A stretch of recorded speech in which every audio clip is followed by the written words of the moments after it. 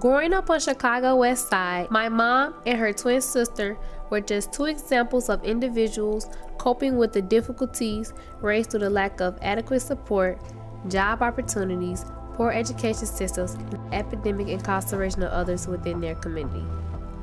In order for members of these communities to thrive, the structural barriers must be overcome through the understanding of deeper issues such as in a disinvestment in community resources. You now put a moniker on the community or a name on the community that says it's blighted, that it's disinvested, that it's quote unquote a ghetto, a slum. Now you've created this other space where people now can internalize that and actually think that to be true. Thinking about a community like North Lawndale, it's a larger story than drugs and drug addiction and drug distribution. I think it's critically important to think about how quality of life issues have been compromised in many ways over the last 60 years in North Lawndale.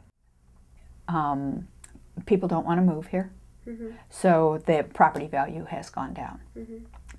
Jobs don't want, or businesses don't want to come here, so there's not a good employment base here. It don't help that when you turn TV on, you listen to the radio, that you always see some black face on TV committing a crime, and all that's just part of the system, just trying to justify whatever they're doing for us, the judicial system.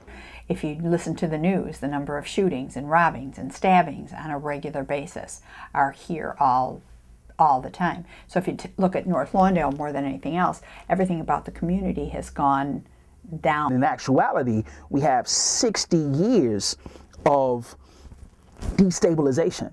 They can't keep stores in the little malls that are around here. People are trying to move out. They don't send their kids here to school. So the community is dying. As I ride to the neighborhood, the thoughts come to my mind is I remember when I was younger, our neighborhoods, I'm not saying they was real prosperous, but there was a lot of life. Wasn't all these vacant lots and everything in the neighborhood. I ride to, I see a lot of despair. Got a lot of people out here today that don't have a lot of hope right now. Make it difficult for a person to buy a home or rent an apartment. Then they have to do other things to survive, to get to the next day.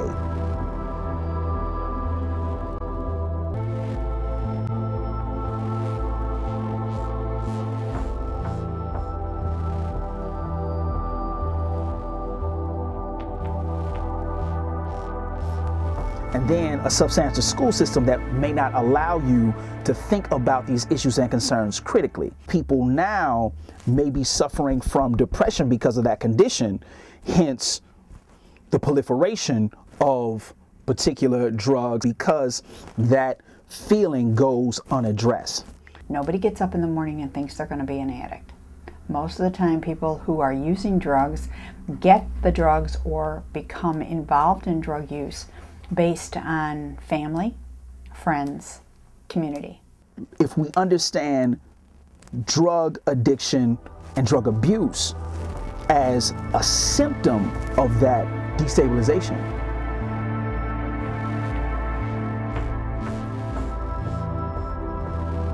then we can think about the community holistically. You're feeling that there isn't a particular option, then one of the ways to try to alleviate the pain would be to self-medicate.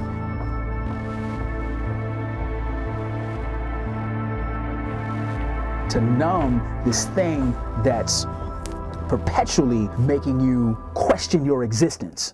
I take everything back to slavery. We've been taught as a people not to trust and hate each other. During the civil rights era, we fought together for us to attain certain rights. Today, it's a lot different. A lot of those rights that we fought for, it's like we aren't taking advantage of it right now. Young people have got to take some ownership for this. You know, it's not okay, in my opinion, just to be a subpar teenager. If you've never seen anybody go to school or work a job and come home on a regular basis, then you believe that this is the way to make money. And it's definitely an easy way. The majority of folks who are in hand-to-hand, open-air drug markets are not engaging in that work to get rich, right? Most of those folks are engaging in that work to eat.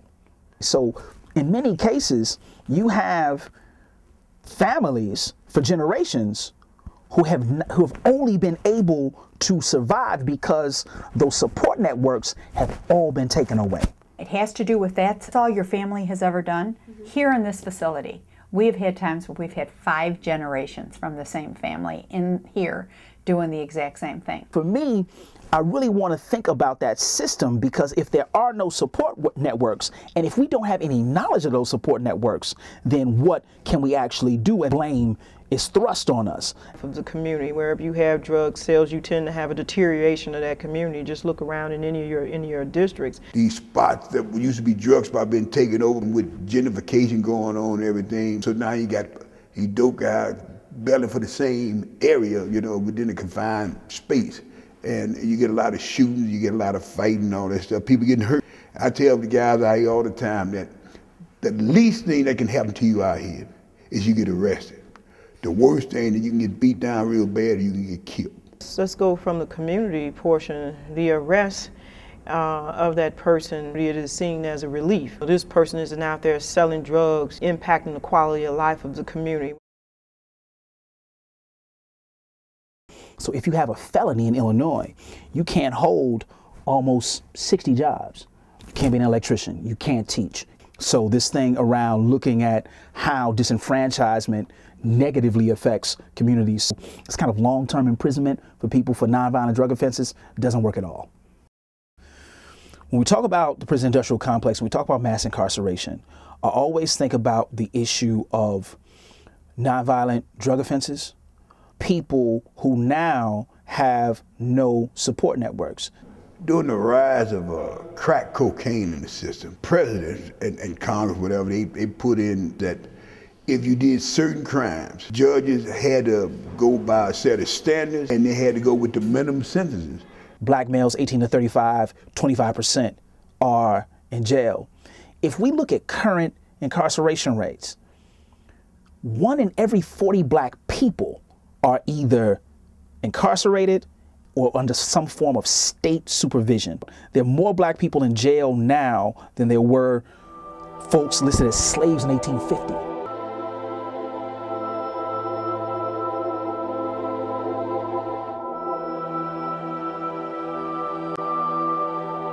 A young black male is more liable to be arrested out here and be jailed any other sector in society. Is this a product of a system that perpetually dehumanizes people? When they talk about something being epidemic, it just really is.